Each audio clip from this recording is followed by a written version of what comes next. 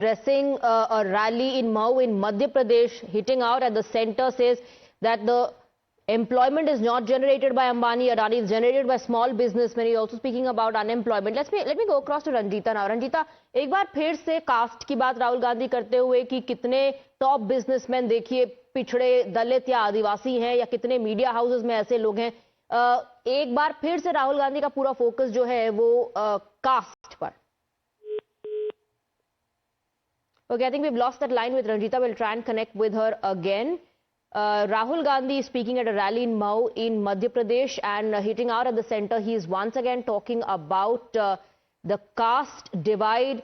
Rahul Gandhi says there's no backward or Dalit or tribal amongst the top 5 businessmen in India because Dalits, backwards and tribals are being turned into slaves. And he says that he's surprised that the people of this country are only watching. Now, Rahul Gandhi has been missing in action, not just from Delhi campaigning, but also he missed the Republic Day event. But he is in Mau in Madhya Pradesh to address the rally. And Bharatiya Janata Party, in fact, is questioning this absence of Rahul Gandhi, of the leader of opposition in Lok Sabha.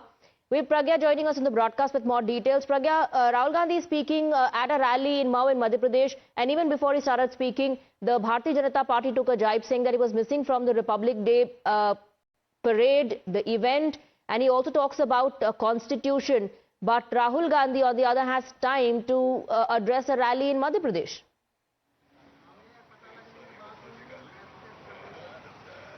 Well, we all know that Congress has launched this, movement against, I would say, BJP in 2024 elections when they said that BJP wants to change the constitution. So every attack that Rahul Gandhi launched in past few months had been on BJP regarding constitutions and regarding Dalit. And this is exactly why BJP has come forth to attack Rahul Gandhi, saying that you were absent from the Republic Day parade. Now the Congress sources are saying that he was not keeping well and that is why he didn't attend. But today's rally in Mau, everyone is questioning how can you be okay in a day and how can you not take out time on a day like Republic Day and be present at such an important event. That means that you do not respect constitution and you just whatever you are saying is just for the sake of saying only. And one of the very important and significant feature of Rahul Gandhi's rally today is the name that has been given, Jai Bapu, Jai Bhim, Jai Samvidhan. So these are few issues that Congress has been attacking BJP, and they believe that they have been benefited in the elections while attacking BJP on these issues. BJP, on the other hand, is countering again and again, putting Rahul Gandhi and Congress more so in a corner, saying that you did not attend Republic Day event. And in fact, whatever you are saying does not gel well. You are against the growth of the country because you keep on targeting the industrialists, and everyone knows how much industries are needed in the country to have employment. And every time you rake up the issue like how many industrialists are from the Dalit community, tribal community, that means you are trying to divide the society on basis of caste and on basis of the segment these people come from. Today as well, during the address, Rahul Gandhi was seen holding the constitution in his hand, and he spoke about the caste in the country and alleged that the center is turning the Dalits backwards and Adivasis into slaves. We have Shahzad Poonawalla of the BJP joining us on the broadcast. Shahzad, your rebuttal. No, I haven't had the time to hear Rahul Gandhi's ramblings on the Samvidhan. The only question is that if he cares about the Samvidhan, then why didn't he attend the Republic Day program? I mean, can there be a more important national celebration or program than Republic Day for Samvidhan? He was absent there. And now that Rahul Gandhi's congestion, chest congestion, throat congestion, etc. is okay, my question is, will he speak up on the insult to Ambedkar ji in Punjab? Will he speak up against Arvind Kejriwal? Will he campaign in Delhi? वो राहुल गांधी की बहन बोलती है कि ये डरते नहीं है, डरो मत, डरते नहीं है, तो डर गए केजरीवाल से या डील कर गए केजरीवाल से, जरा उसके बारे में भी बताया राहुल गांधी जी. और संविधान का ज्ञान कम से कम इंदिरा गांधी का पोता तो ना दे हमको. इंदिरा गांधी ने क्या किया है संविधान के साथ, अम्बेडकर जी के साथ इनके परिवार ने क्या किया है, ये मुझे बताने की जरूरत नहीं है. और जहां वो गए वो जगह को डेवलप करने का काम बीजेपी की सरकार ने किया. अम्बेडकर जी से जुड़े हुए 5 तीर्थ जो है, 5 तीर्थ जिसको कहते हैं, मऊ हो गया, नागपुर हो गया, दिल्ली हो गया, लंदन हो गया, ये सारी जगहों को करने का, डेवलप करने का काम भाजपा की सरकार ने किया. बाबा भीमराव साहब को भारत रत्न देने का काम भाजपा समर्थित सरकार ने किया। Right. कांग्रेस तो केवल चुनाव हराया अम्बेडकर जी को। All right, Sharat Poonawalla, thank you very much for speaking with us. We also have my colleague Ranjita joining us on the broadcast. Ranjita, BJP की तरफ से रिएक्शन आ गया।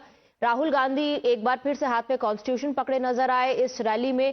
उसके अलावा एक बार फिर से राहुल गांधी ने कास्ट की बात की, कहा कि मौजूदा व्यवस्था जो है, मौजूदा सरकार जो है वो दलित, पिछड़ा और जो आदिवासी हैं उनको स्लेव्स यानी कि गुलाम बना रही है। बिल्कुल, देखिए कांग्रेस पार्टी ने लोकसभा चुनाव में जिस तरह से पार्टी की सीटों में बढ़त हुई, उसके बाद से इस एजेंडे को कांग्रेस ने एक बड़ा एजेंडा बनाया हुआ है और संगठनात्मक तौर पर कांग्रेस बड़े बड़े कार्यक्रम अलग अलग जगहों पर कर रही है। और इसी कड़ी में जय बापू, जय भीम, जय संविधान के नाम से ये कार्यक्रम है जिसे आज राहुल गांधी ने मध्य प्रदेश में संबोधित किया, महू में।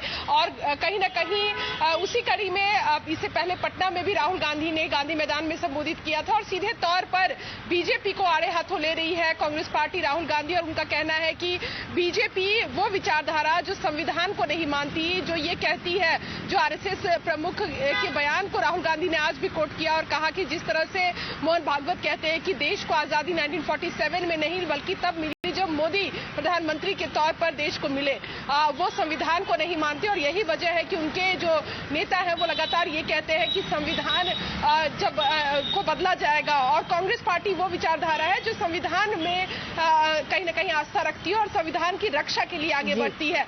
जो लेकिन रंजीता, ऐसे में फिर भारतीय जनता पार्टी ये सवाल पूछ रही है कि अगर आप संविधान में इतना विश्वास रखते हैं तो रिपब्लिक डे इवेंट से आप नदारद क्यों थे? सवाल ये भी पूछा जा रहा है कि अगर आप अंबेडकर जी की बात करते हैं तो पंजाब में जो हुआ उनके स्टैच्यू के साथ, उस पर राहुल गांधी की क्या राय है? क्या अब तक इस पूरी रैली में राहुल गांधी ने इसका कोई जिक्र किया?